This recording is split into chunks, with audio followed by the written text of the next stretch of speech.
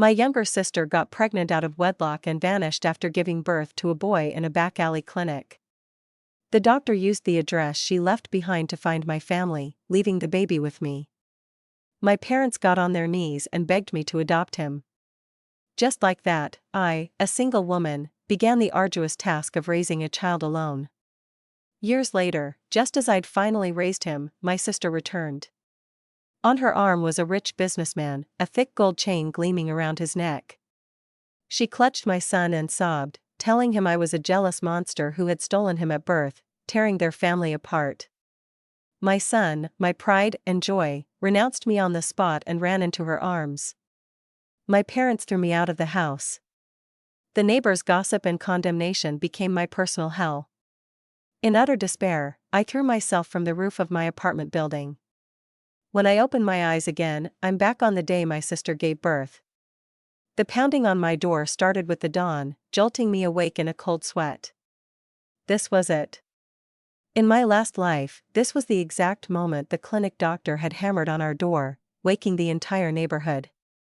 He'd handed me the baby in front of everyone, scolding me for being an irresponsible mother. Only later did I learn the baby was my sister's. My parents had pleaded with me to keep him. Since I had no plans to marry anyway, I agreed. A choice I came to regret with every fiber of my being. Hearing that sound again, a jolt of electricity shot through me. I scrambled out of bed and yanked the door open to see that same, familiar face. "Lena," the doctor began, his voice dripping with condescension. "You can't just have a baby and abandon it. You know that's illegal." The neighbors were already awake, their heads craning out of their doorways to watch the drama unfold. I stared at him for a single, silent second. Then I ripped off my slipper and brought it down on his face with all my strength. "You goddamn vulture!" I screamed, hitting him again and again. "How dare you show up at my door with this scam? I don't even have a boyfriend, let alone a baby. Have you ever seen a woman who just gave birth hit this hard?" I gestured wildly at my own body. "Do I look like I just had a baby?" My furious assault left the doctor stunned and speechless. Mrs. Gable from across the hall was the first to find her voice. "She's right, you know. Lena goes to work every single day. I've never once seen her with a baby bump." "Yeah, you must have the wrong person. Wait, I recognize him. Isn't that the doctor from that sketchy clinic down the street?" I planted my hands on my hips, my slipper still raised. "You sleazy old quack. You run a back alley clinic and now you're trying to pin a baby on me? That's it, I'm calling the cops." The word cops made him panic. I won't press charges for the assault." I grabbed a fistful of his hair, yanking his head back. "Oh, you won't press charges? Too bad, because I'm not letting you run away." I pulled out my phone and dialed. "Hello, 911? I'd like to report a case of infant trafficking." "Don't you dare say that," he shrieked. "You'd better have a good story for the police," I snarled, "or I swear to God, I will burn your little clinic to the ground." Fate had given me a second chance, and I was unleashing every ounce of frustration and injustice from my past life. When the police arrived, they found a bizarre scene: a doctor with a swaddled newborn, his face bruised and swollen, and me in my pajamas, wielding a slipper like a weapon. The neighbors had all gathered, buzzing with speculation. The officers looked from the baby so fresh its umbilical cord was still clamped to the doctor. "All right, what's going on here? Start talking." "She's the one." "The patient left this address and name," he sputtered, pulling a medical file from his pocket. An officer took it. The address was indeed mine, and the name on the file was Lena Scott. I crossed my arms. "I have no idea what you're talking about. Someone obviously used my name to have a baby and is now trying to make me pay for it." Just as I finished speaking, my parents, who had been hiding inside, finally emerged. "Lena," my mother began, her voice wheedling, "since you're not planning on getting married anyway, why don't you just adopt him?" "Are you serious, Mom? I'm not just going to randomly adopt a child who appeared out of nowhere. We have no idea who his parents are. What if they're drug addicts? That stuff is genetic, you know. I'm not raising some ungrateful little monster. My parents were stunned into silence. The doctor's face was a mask of fury. He shoved the baby into my arms. This is your family's problem. I'm done. You can tell Stella she can raise her own damn kid. If I'd known you people were this unreasonable, I never would have come. A collective gasp went through the crowd. The secret was out. The baby belonged to my sister, Stella. You're a liar, I shouted, shoving the baby right back at him. First you say he's mine, now you say he belongs to Stella? Where's your proof? You have none. You just want to dump this baby on us. Officer, I'm telling you, this man is trafficking infants. I crossed my arms again, making it clear I was washing my hands of the situation. Lena, my mother gasped, horrified. Mom, Dad, don't be so naive. The world is full of scammers. Mrs. Gable chimed in from her doorway. She's right, you too. This doctor shows up claiming the baby is Lena's, then changes his story to Stella. He's obviously lying through his teeth. Yeah, who knows where he got that baby, another neighbor added. The doctor practically jumped up and down. My name is Evan White, and I don't lie. I've been running my clinic for years. Do I look like a con artist? He pointed a shaking finger at me. It was last night. Your sister, Stella, came begging me to deliver her baby. He rummaged in his medical bag. I even have her phone as collateral. He produced a smartphone. One glance and I knew it was Stella's. My parents froze. The proof was undeniable. The baby was Stella's. The neighborhood gossip erupted. Stella? She's just a kid. Who's the father? Who knows? You never see her around much, and she always wears such baggy clothes. I can't believe she was pregnant. God knows what kind of trouble she got into out there. You shut your mouths. My daughter is a good girl, my mother shrieked, finally finding her voice. Say one more word and I'll tear your tongue out. Dr. White sneered. Please. Stella told me to bring the baby here as soon as it was born. She said her older sister would raise it. Officers, I even have a letter she wrote herself. He pulled a sealed envelope from his bag. There was no letter in my last life. In fact, when Stella had returned to destroy me, Dr. White had stood by her side, helping her spin her lies and pushing me closer to the edge. The man was a snake. I never should have gotten involved, Dr. White muttered. What a damn headache. The police officer sighed, seeing the situation for what it was. This is a domestic dispute. You all need to handle it yourselves. I grabbed the officer's arm. This isn't just a domestic dispute. He's expecting us to believe my sister had a baby and ran off based on nothing but a phone and a letter? For all we know, she could be dead in his clinic. The officer's expression sharpened. He saw the logic in my words. He immediately grabbed Dr. White. Let's go. You're taking us to your clinic. Now. My parents trailed after them. I didn't waste a second. While they were gone, I threw my life into a suitcase. I was not staying in this house. As I was leaving, a neighbor saw me. Lena, where are you going? I'm moving out, I said loudly enough for everyone to hear. If I stay, that baby will end up in my parents' hands, and we all know who they'll expect to raise it. Stella's the one who had a kid she couldn't handle, not me. Why should I be responsible? I'm not even married. What would my future husband's family think if they saw me with a baby? They nodded in agreement. You're right, Lena. You have to think about yourself. Go on, get out of here. That poor girl. Stella has some nerve, just having a baby and running away. Who knows, maybe that doctor did something to her. No way. I didn't care what they whispered about. I just needed to run. By the time my parents got home, I was already settled into my company's dormitory. It wasn't long before my mother's call came. The moment I answered, her frantic voice filled my ear. Lena, where did you go? I could hear a baby crying in the background. I moved out, I said calmly. How could you move out? What are we supposed to do with this baby? So, they had been to the clinic. They had confirmed the baby was Stella's, and that Dr. White had, in fact, delivered him. What I couldn't understand was why they were still so fixated on me. Mom, what does that baby have to do with me? I didn't give birth to him. Right now, the most important thing is to find the baby's father. Anyway, I have to work. Bye. I hung up and went about my day. At the office, my colleague Carol slid up to my desk. Lena, you seeing anyone?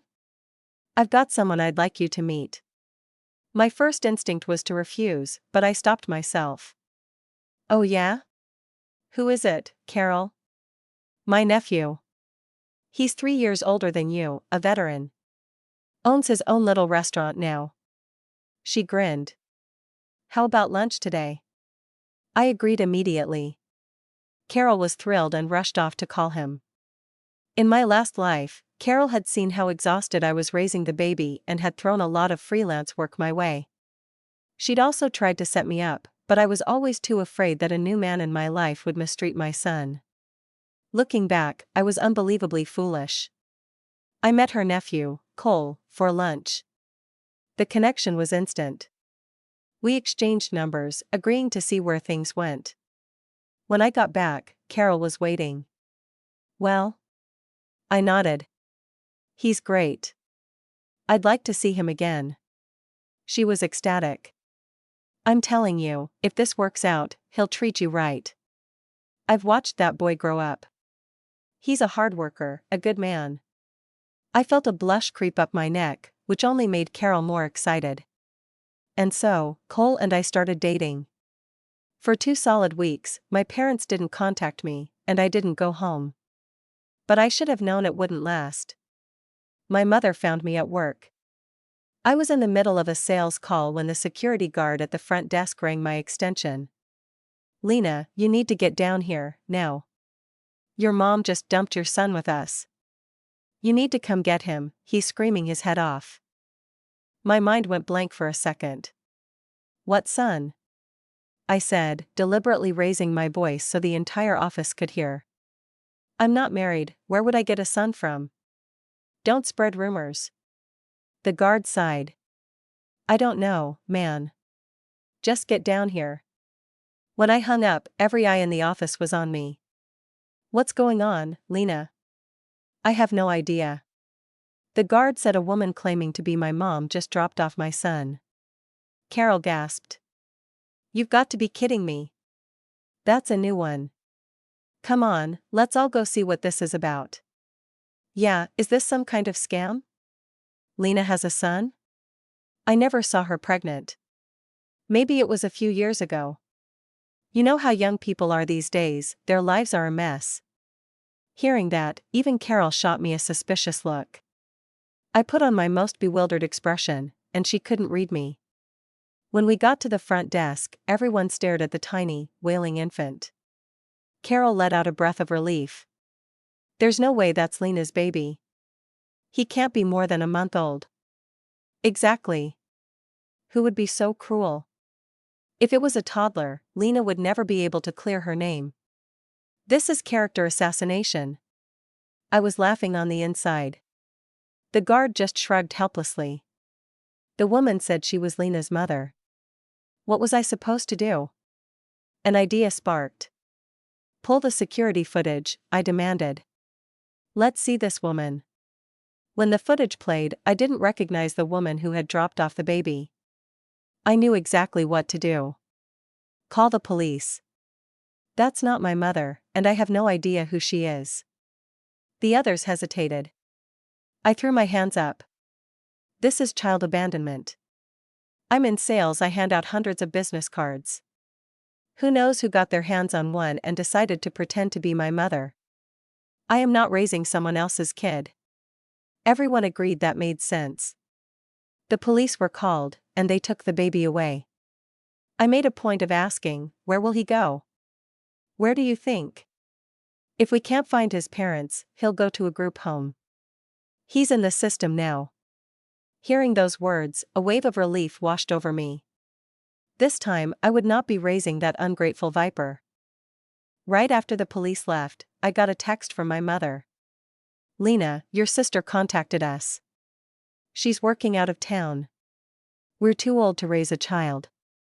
Please, just treat him as your own. I replied immediately, Mom, what are you talking about? I have a boyfriend now. We're going to get married and have our own children. I absolutely will not take that baby. I didn't mention what had happened at my office, and neither did she. I pretended I knew nothing. Cole was everything I could have hoped for.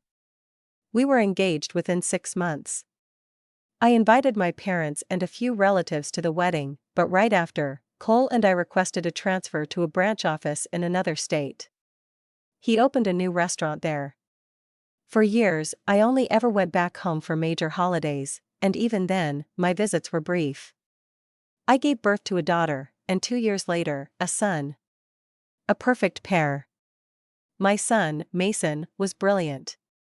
At 15, he was accepted into the Accelerated Honors Program at Crestwood University. The news sent waves of excitement through our entire family. Cole, bursting with pride, insisted on throwing a huge party back in our hometown. All our friends and relatives came, including my parents. Even at 15, Mason was tall and well-built, almost as tall as his older sister. This, I realized, was what confused my parents. They thought he was Stella's son. My mother took Mason's hand. Oh, if only Stella could see how successful her boy has become. She would be so proud. Mom, on a happy day like this, why are you bringing up Aunt Stella? Is she back? My mother's eyes flickered nervously. No. No, she's not back. Well, it's a shame. All these years and she hasn't even come to see you too. I hope nothing bad happened to her. I hear when people just disappear like that, they're usually never found. I'd heard the relatives gossiping about Stella for years.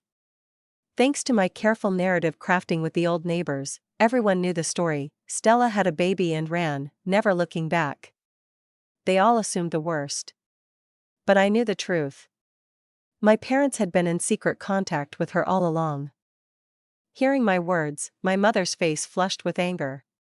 Her sharp voice cut through the cheerful noise of the party. Don't you dare say that. Stella is alive and well.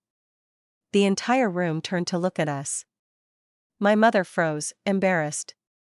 I just smiled. So you were in touch with her, Mom? Why hasn't she come looking for her son? I lowered my voice conspiratorially. She must not be doing very well for herself, to abandon her own child like that.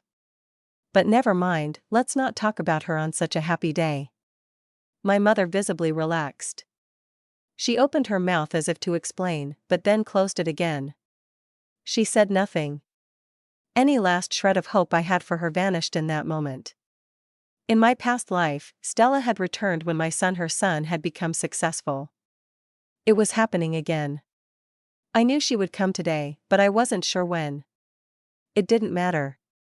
With Mason's acceptance, the university had sent a representative. There were even local news reporters here. All eyes were on our table. As the guest of honor, Mason took the stage. As he stood there, it never once occurred to my parents that he was only 15 years old. The bastard child Stella had birthed would have been 18 this year. They hadn't done the math. They were too busy glancing nervously at their phones. I smirked, squeezing Cole's hand. He smiled back at me.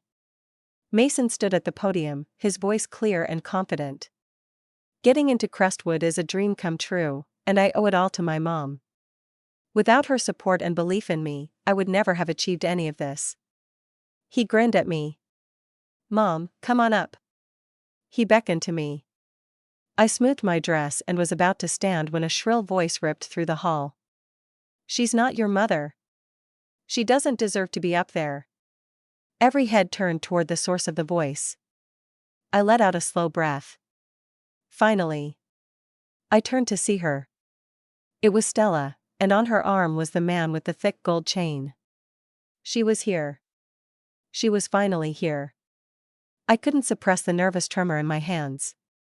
It had been over a decade. She looked the same, yet different. The years had not been kind to her. Even under a thick layer of makeup, I could see the fine lines of exhaustion around her eyes. She looked worn down, a stark contrast to my own well-cared-for life. She clung to the middle-aged man's arm as they approached the stage. My son, Mason, frowned. "And you are?" "This is your Aunt Stella," I said, cutting in before anyone else could, defining her role for her. Stella's face contorted with emotion. "You're lying, Lena." "Son, I'm your real mother." The room erupted in shocked murmurs. Everyone stared at me. Mason just raised an eyebrow. "You're the one who's lying, Aunt Stella. My mom is my mom. You're the one who had a baby and ran off. Grandma and Grandpa were the ones who took care of him." I had never hidden Stella's existence. When my children were young, they'd asked about their grandparents, and I'd told them the truth. They were alive, but I had no desire to see them. I told them how Stella had a baby and how my parents had tried to force me to raise him. The whole family knew the bitter history between us. Now, Stella burst into tears. "Son, she's lying to you. She's been lying all along. After you were born, I had the doctor take you to my parents to look after. But your mother, she stole you."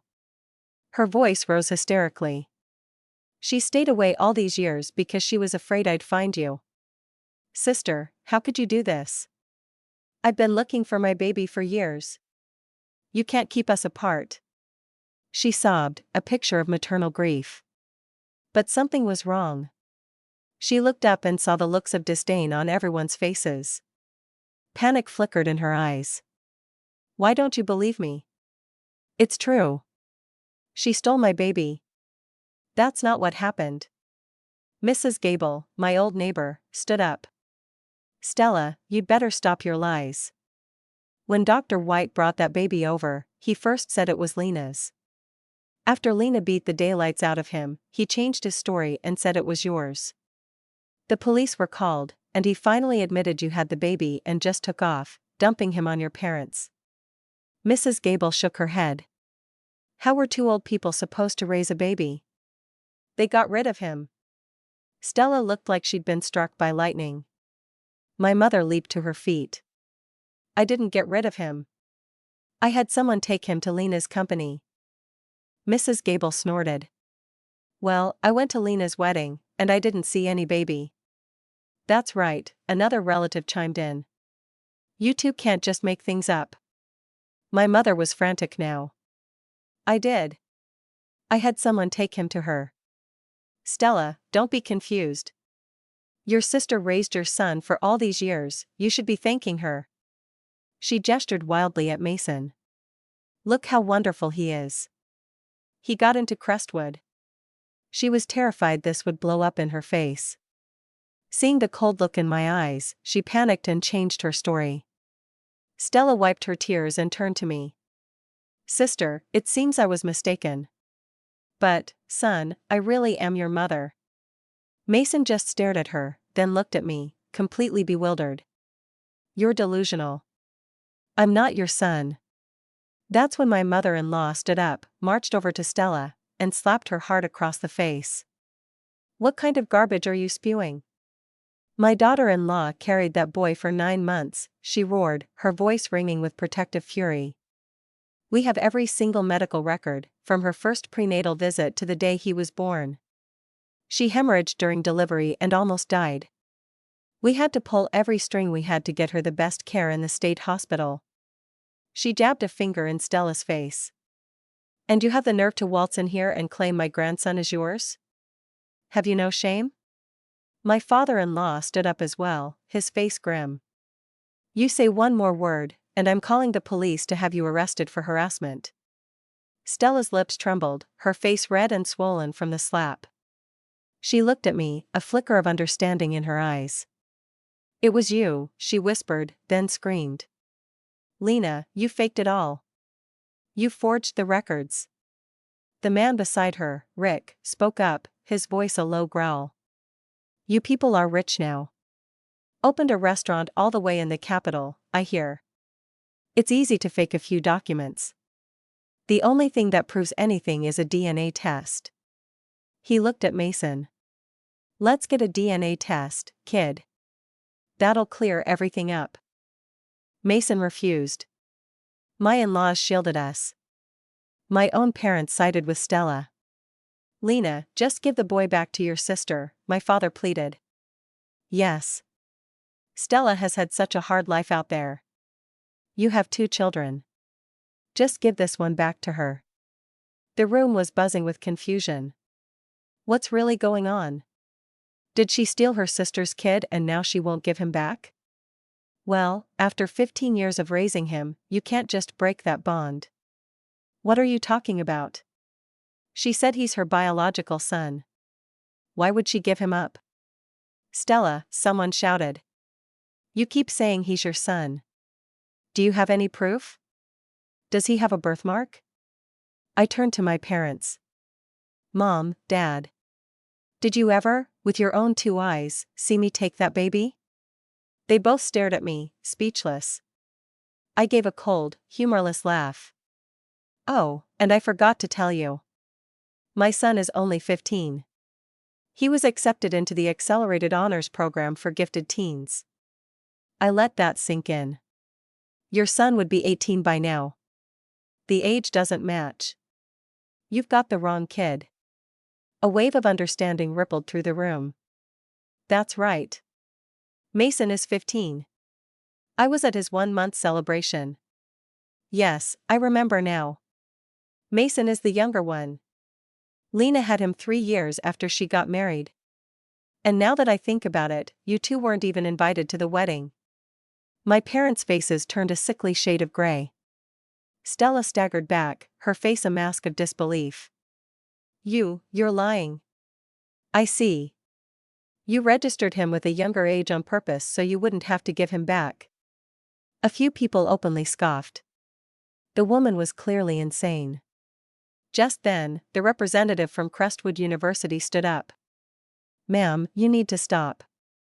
If what you're saying is true, then Crestwood would have to rescind Mason's admission. This is a very serious accusation. I will be reporting this to the Department of Education. And I suggest we involve the police to clear this up, since all of Mason's application documents list his age as 15.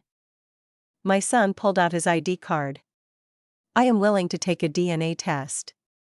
And I'm willing to get the police involved. But if it turns out I'm not your son, you will face the consequences. You slandered my mother, and I will never forgive you for that. Mason was my child, born of my own body. He was smart and kind and my in-laws adored him. My daughter stood beside me, her chin held high. You keep making accusations against my mom, but you have no proof, just your words. My mother has a birth certificate, hospital records, and an ID. What do you have? My mother's face went pale. She looked at me, her voice a terrified whisper. You're lying. Lena, if Mason is really your son, then where is Stella's son? I shrugged. In a group home, probably. I feigned a sudden realization. Oh, that's right. 18 years ago, when I was at work, a security guard did tell me some woman claiming to be my mom was trying to drop off my son. I checked the security footage, didn't recognize the woman at all, so I called the police. They took the baby away. I assume he ended up in the foster system. My old colleagues can verify the story. You can check the police records if you don't believe me. Stella let out a piercing shriek and lunged at me, but I was faster. I slapped her hard across the face. You dare hit me? Lena, give me back my son. I laughed coldly. You're the animal who abandoned her own bastard child and tried to pin him on me so you could go party for over a decade. Now you see my son is successful, and you want to swoop in and reap the rewards? You don't have the luck for that. Do you really think a failure like you could produce a genius like my son? Dream on. I turned to my mother. Why don't you ask your precious Stella who she hired to drop the baby at my office? Why didn't you do it yourself? My mother panicked, avoiding Stella's gaze. I was afraid. I was afraid you wouldn't see me, so I paid a stranger to do it. I was hiding nearby. I saw you. I saw you hold the baby. She turned on me, her voice rising. Lena, how could you be so cruel? How could you send him away? That's your own nephew. He's your own grandson, and you didn't seem to care. Stella screamed hysterically, both of you shut up. My son is Mason. It's him. Lena, you're lying to me. The gold-chained man, Rick, spoke, his voice a low threat. My son in a group home? Impossible. Stella, you'd better give me a good explanation for this, or I swear I'll kill you. Stella was panicking now. I calmly pulled out my phone and called the police. When they arrived, there was little they could do with Stella throwing a tantrum. In the end, I agreed to a DNA test. An expedited one. My son returned to his party. I assured the Crestwood representative that there was no mistake, that all of his documents were legitimate. 2 hours later, the results came back. When Stella saw them, confirming I was the biological mother, she collapsed. She looked up at me, her eyes wide with disbelief. You really sent my son to a group home? I shrugged. I had no idea where that baby came from. Why would I keep him? I told you what would happen. If he was lucky, he stayed in the system, and you might still find him. If he was unlucky, he was probably adopted years ago. I paused. If I were you, I'd be on my way to the nearest social services office right now. Before she could even process my words, Rick slapped her so hard she fell to the floor. You bitch, he roared. You told me you left me a son. Now you don't even know where he is. You worthless bitch. He started kicking her viciously. Stella screamed in pain. My parents rushed to protect her, but they were no match for Rick. That's when my mother remembered me. She scrambled over and grabbed my hand. Lena, do something. Are you just going to stand there and watch your sister get beaten to death? I yanked my hand away. Weren't you just standing there while your other daughter tried to ruin my life? If I didn't have proof today, I'd be branded a child snatcher. A criminal. You're both my mother's daughters. Why do you treat me like this? My mother's face twisted in frustration. Why are you so petty? We're family. Your life is so good now, what's the big deal about raising one more child? I shouldn't have held out any hope for them. I shook my head. Sorry, I can't help you. You can call the police if you want, but I'm staying out of it. With the DNA results in hand, I turned to the officers. I want to press charges. For public defamation and emotional distress. She ruined my son's celebration party. Cole had already called our lawyer, who stepped in to handle the details. We went back to join our son's party. The Crestwood representative breathed a sigh of relief upon seeing the DNA report. Mason's future was secure. After the party, our family went back to the new house Cole had bought in our hometown. The next day, my parents called me, sobbing. Lena, please, come with us to the social services office. Please? For my sake, just come and help your sister. He's going to kill her. I glanced at Cole. He nodded. I agreed and we went to meet them.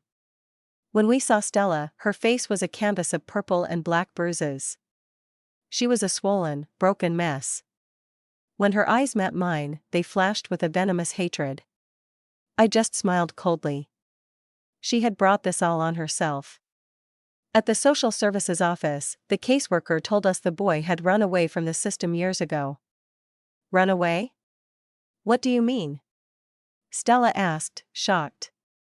He was a petty thief. Kept getting into trouble. Dropped out of vocational school and started dating. If you're looking for him, try the food stalls on Market Street. He works at a fried rice stand there. We drove to Market Street. After asking around, we found him. A young man I recognized as Junior was sitting behind a food cart, engrossed in a game on his phone. In front of him, a heavily pregnant woman was furiously stir-frying rice. A small toddler, no older than 3, was playing at her feet. I was stunned. Junior himself was only 18, and he already had a 3-year-old stepchild and another on the way. The woman looked to be at least 30. Stella stumbled towards the cart. "Are you Junior?" she asked. He didn't even look up. "Yeah, what of it?" The woman at the wok eyed Stella suspiciously. "Who are you? Who are you?" Stella shot back. "I'm his woman." "Who are you?" Stella's temper flared. "Junior is only 18. You look like you're over 30. The woman slammed her spatula against the wok with a loud clang. "So what? See this?" she said, pointing to her belly. "This one's his. And that child? He's from my ex-husband." Stella looked like she was about to faint. "You've been married before? You old hag." The woman scooped up a ladleful of hot oil and flung it at Stella's face. "Who the hell are you calling an old hag? Look at you. Your face is already beat to hell and you have the nerve to judge me," she screeched. "Junior, are you dead? This bitch is calling your wife an old hag. Do something." Junior shot up from his stool and, without a word, slapped Stella across the face. She staggered back, stunned. That's when Rick charged forward. "What the hell do you think you're doing, kid?" Seeing the big man with the fake gold chain, Junior immediately lost his nerve and scurried behind the woman. Rick stared at him in disgust. "You're supposed to be my son? There must be some mistake." I produced the photos I'd gotten from the social services office and compared them to Junior. It was him. "No mistake," I said cheerfully. "Junior, these are your biological parents." Junior stared at them. "No way. If you don't believe it, you can get a DNA test. See the clothes your parents are wearing? They're rich." At the word rich, Junior's eyes lit up. He grabbed the woman and pulled her forward. "See? I told you. This is my mom and dad. Our baby is going to have a good life." "I'm so sorry," he said, turning to Stella and Rick with a greasy smile. "I didn't recognize you." Stella looked at him with utter revulsion. "No, it can't be. You can't be my son." I decided to stir the pot. "Stella, how can you say that? You came all this way to find your long-lost son. Now that he's standing right in front of you, how can you deny him?" Cole chimed in, "You kept saying how brilliant your son was. Now that he's here, don't be so cruel. You'll break his heart." The two of us together nearly made Stella faint from rage. I gave Junior a little push. "Go on. Have your parents take you out for a nice meal. Get that DNA test done. It's time to be welcomed back into the family." The night before, Cole had done some digging. Rick's gold chain was fake. He wasn't a businessman, he was a small-time hustler who lived off scamming people. He'd come hoping to get his hands on my family's money, but I'd never given him the chance. Now, seeing the reality of his biological son, he was completely stunned. But I wasn't about to let him off the hook. I didn't relax until they were all at a clinic holding the DNA results that confirmed their relationship. Bad genes belong together. My parents were also horrified. This red-haired punk in front of them, who already had a family with a divorced woman, was their grandson. They were shaking with rage. I drove them back to their old house, then left with Cole. Stella panicked, but it was too late. Junior, convinced they were rich, had moved himself and his pregnant girlfriend into my parents' small house. Stella had nowhere else to go, so all 7 of them were crammed in there together. Mrs. Gable gave me regular updates. Their house was a war zone. Junior demanded $20,000 from them for his wedding. The girlfriend demanded expensive gifts. They were on the hook for over 30 grand, money they simply didn't have. The two scammers had come to fleece me, but I had prepared for them, returning their own worthless seed to their doorstep. Now, they were trapped. They regretted everything, but I wasn't their safety net anymore. I wouldn't help them. When they couldn't produce the money, Junior beat Rick with a metal pipe. When my parents tried to intervene, my father was knocked unconscious and my mother was pushed down the stairs, breaking her leg. Stella tried to run, but Junior broke her arm to stop her. When I visited the hospital, I found them all lying there, groaning in pain. My mother grabbed my hand. "Lena, I was wrong. I was so wrong. Please, can you help us? Just get him away from us." "How could I do that, Mom? He's Stella's son. Your grandson. He only turned out this way because he grew up without parents to guide him. You have to give him all your love now and set him on the right path." My mother's face went slack with despair. I pulled my hand away, paid for their initial medical bills, and walked away. Stella, clutching her broken arm, begged me for money. I kicked her hand away without a second thought. "You and I are not related. You ruined my son's party and slandered my name. We haven't even settled that score yet, and you want money from me? Dream on." I turned to my parents. "I'll pay for your basic support, the legal minimum. Nothing more. In my last life, I died because of their scheming. I would not fall into their trap again." After I left, my parents continued their miserable existence. Mrs. Gable kept me informed. Junior had turned them into his personal servants, permanently mooching off them. The girlfriend had her baby, another boy, making it even harder for them to escape. Junior would demand money, and if they didn't provide it, he'd beat them. He forced Stella to work at a street stall to support his lifestyle. The whole rotten family was stuck together. It was perfect. 6 months later, Cole and I returned to our hometown one last time to sell our property. We were planning to move to the capital to be closer to our children. I saw Stella on the street. In just half a year, she had aged a decade. Her hair was shot through with gray. The moment she saw me, she charged. "Lena. It wasn't he supposed to be like this. It wasn't he. You were supposed to be dead. You jumped off that building. All your money was supposed to be mine. Mine." She chased after our car, her screams raw and filled with a mad desperation. A cold smile touched my lips. So, she had been reborn, too. What a pity for her. She had chosen the wrong time. She couldn't hurt me anymore. Let her spend the rest of her life shackled to the mess she made. This lifetime was mine.